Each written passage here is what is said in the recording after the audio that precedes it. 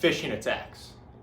They are the number one most common type of cyber incident, according to multiple sources, including the FBI, Verizon, Statista, and multiple others. In 2021, Verizon found that phishing was involved in 36% of data breaches. The FBI found that phishing was the most common type of cybercrime in 2021 as well. They had over 240,000 complaints. So as you can see, this is a huge issue across the country for all types of organizations. So what is a phishing attack? Phishing is a type of cyber attack where cyber criminals will impersonate a trusted entity to try to get people to provide sensitive information like login credentials or important financial information. These attacks often happen through email, but can also happen through text or phone calls. The goal is to trick a recipient into clicking a malicious link or attachment that allows that cyber criminal then access to your system, or to just directly divulge confidential information. Some of the most common tactics used by these cyber criminals include urgent or threatening language in the messaging to create that sense of urgency that, hey, we need this information now, you need to go here right now. And this is obviously to create a sense of panic and urgency within the recipient so that they actually do either go to that link or divulge that confidential information. This can also be called social engineering, and these attackers are using human psychology to then exploit people by making their messages very deceptive and convincing. So what are some key indicators that you can look for to prevent phishing attacks and that you can educate your employees on?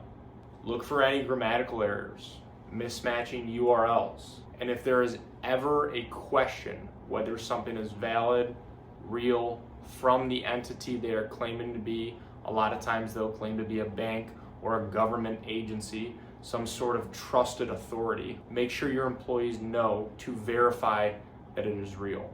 And another aspect of this, make sure that your organization and business encourages this, that they won't be reprimanded or have any repercussions for double checking. This is an extremely important aspect that I think a lot of times people may overlook. Because it does look like it's coming from a trusted source, people don't want to raise red flags or ask questions, ask their supervisor or a higher up, say, hey, this doesn't look right. So make sure that you encourage those types of questions within your organization. Another simple fact to consider and maybe explain to your employees as well, if it looks fake or like a scam, it probably is. So what happens with your business if you don't educate your employees and take these phishing attacks seriously? There can be huge financial losses and other legal consequences potentially. There's the entire data breach aspect of everything, where the attackers might gain access to confidential client information or your own business's information as well. This could result in potentially some long-term reputational damage that can't be solved by just providing credit monitoring services or something of that nature to your clients and customers. And it might just take time to earn it back. The number one line of defense against phishing attacks is employee training and education. Regular training significantly reduces the likelihood that these events occur. Every employee, regardless of their role, can be a target for these phishing attacks. One easy way to do this is to have regular trainings and simulations of phishing scenarios.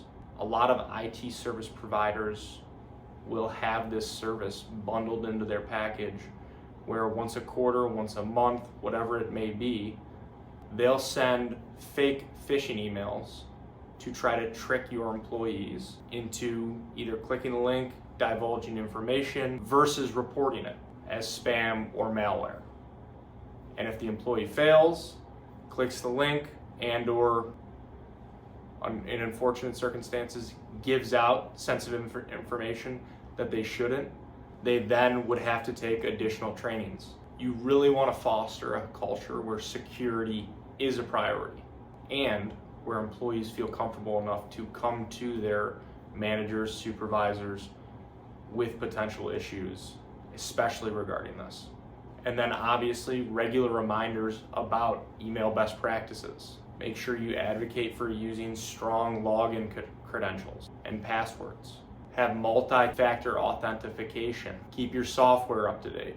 And just general IT best practices. These can obviously serve as an additional layer of protection against phishing attacks, and not just relying on either an IT service provider or that your systems in general are strong enough to prevent these attackers from getting through. And last is cyber liability insurance.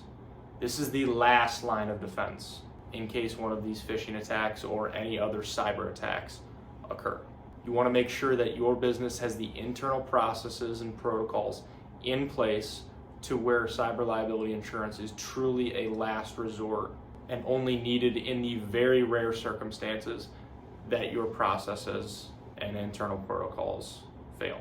Cyber liability insurance can obviously mitigate the potential financial and legal impacts of one of these attacks happening on your business. It will cover the expenses related to data breaches, any legal fees, notifying customers, any potential credit monitoring services. And again, while cyber insurance is critical, it is meant to complement and not replace a robust cybersecurity strategy within your organization. Overall, your first line of defense is education and training with your employees, with your executive team, to make sure they know what a phishing attack looks like and how to prevent them.